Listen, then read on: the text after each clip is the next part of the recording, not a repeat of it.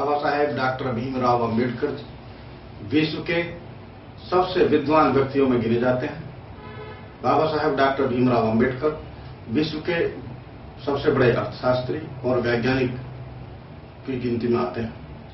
Baba Saheb doctor Bhimrao Ambedkar ji ने आगरा के Ramlila ground में दिनांक 18 मार्च 1956 को अपने वक्तव्य में कहा था कि मुझको मेरे पढ़े लिखे समाज ने धोखा दिया है।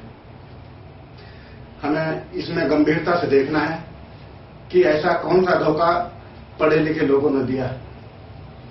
बाबा साहब डॉक्टर भीमराव अंबेडकर की पढ़े लिखे लोगों ने कोई गाय तो चुराई नहीं थी, उनका कोई पर्स तो चोरी नहीं किया था।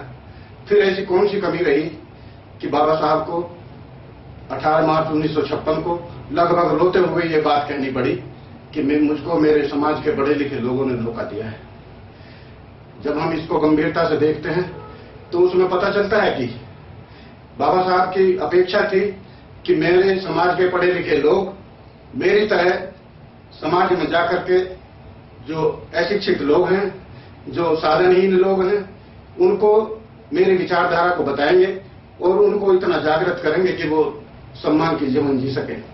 लेकिन बाबा साहब ने पाया कि जिन लोगों ने उनकी मेहनत का लाभ उठाया वो लोग अपने घर तक ही सीमित रहे और वो अपनी बीवी और टीवी में ही खोकर रह गए, जबकि उनको ये करना चाहिए था कि बाबा साहब की कड़ी मेहनत और लगन का फल उन्होंने भोगा है, तो उस भोगने का मतलब ये होता है कि उनको भी अपने उत्तरदायित्व का निर्वाह करना चाहिए था। लेकिन ऐसा करने में वो विफल रहे। बाबा साहब को इसकी पीड़ा अंतिम क्षणों तक रही। इसलिए मेरा आप सभी साथियों से अनुरोध है कि बाबा साहब की उस पीड़ा को समझते हुए हमको अपने कर्तव्य का निर्वाह करने की कोशिश करनी चाहिए। हमें नित्य प्रतिदिन कुछ न कुछ समय समाज के लोगों के लिए निकालना चाहिए। जो लोग इन बाबा साहब के कारवां से लाभान्वित नहीं हो पाए हैं, उनको उस कारवां के बारे में जानकारी देनी चाहिए। आज भी बहुत सारे लोग अंधविश्वास में लिप्त हैं, बहुत सारी एक्टिविटी जो अनवांटेड एक्टिविटी है उनमें लिप्त हैं। यदि उनसे उनको छुटकारा मिल जाएगा तो निश्चित ही वो लोग अपने एक सच्चे मिशन की तरफ जाएंगे जो बाबा साहब ने बताया था।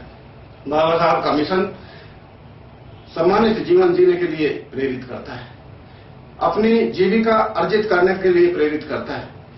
सम्मान से जीने के लिए हमें अपनी आजीविका को निर्धारित करना होगा। यदि हमारी आजीविका सही नहीं है तो फिर हम शायद अच्छा जीवन जीने में संपन्न नहीं हो सकते। इसलिए मेरी आप सभी से अनुरोध है, मेरा ये करबद्ध प्रार्थना है कि हम पढ़े लिखे लोगों को दैनिक जीवन में प्रतिदिन हमें कुछ न कुछ समय उन लोगों के लिए निकालना चाहिए। बाबा साहब के मिशन को फैलाने का काम करना चाहिए। हमें घर घर जाकर के उनके बारे में बताने का प्रयास करना चाहिए, जिससे वो अंधविश्वास से बाहर निकलें और अपने जीवन को एक अच्छा जीवन बनाने में प्रयास करें। कि जब तक हम अपने कर्तव्य को निर्वाह नहीं कर पाते तब तक हम अपने को सफल व्यक्ति नहीं मान सकते। इसलिए हमें अपने कर्तव्य का निर्वाह करते हुए, अपने ड्यूटी का निर्वाह करते हुए ये भी देखना होगा कि हम दूसरों के लिए हम क्या कर पा रहे हैं। यदि हम उनके लिए कुछ कर पाए तो निश्चित ही बाबा साहब का ये मिशन आगे बढ़ेगा और जन जन तक जाएगा। क्योंकि ज्यादातर लोग इस बात पर विश्वास करते हैं कि हमको मंदिर में जाने से बहुत बड़ी उपलब्धि हो जाएगी, बहुत बड़ा हमें योगदान मिल जाएगा। जो लोग आज इस लगन में लगे हैं कि हमें मंदिर में प्रवेश नहीं करने दिया जा रहा है, ये उनका निरर्थक प्रयास है। मंदिर में उनको आ जाने की आवश्यकता नहीं है। मंदिर आपके मन के अंदर है, आप अपने आप को विकसित करिए। इसीलिए तो गौतम बुद्ध ने कहा कि अप दीपो भय, यानी अपने को विकसित करिए। आपके अंदर सब कुछ समाहित है, आपके अंदर सब कुछ निहित है। यदि आपने अपने को विकसित कर लिया, यदि आपने अपने को विकसित किया है तो आप अपना जीवन साधारण जीवन जीने से उच्च जीवन स्थापित कर पाएंगे। ऐसा यदि आप कर पाए तो निश्चित ही आगे आने वाले समय में ये देश बौद्धमय होगा, निश्चित ही बाबा साहब की विचारधारा का देश होगा और आप सम्मानित जीवन जीने के लिए और दूसरों को लिए भी प्रेरित का काम करेंगे।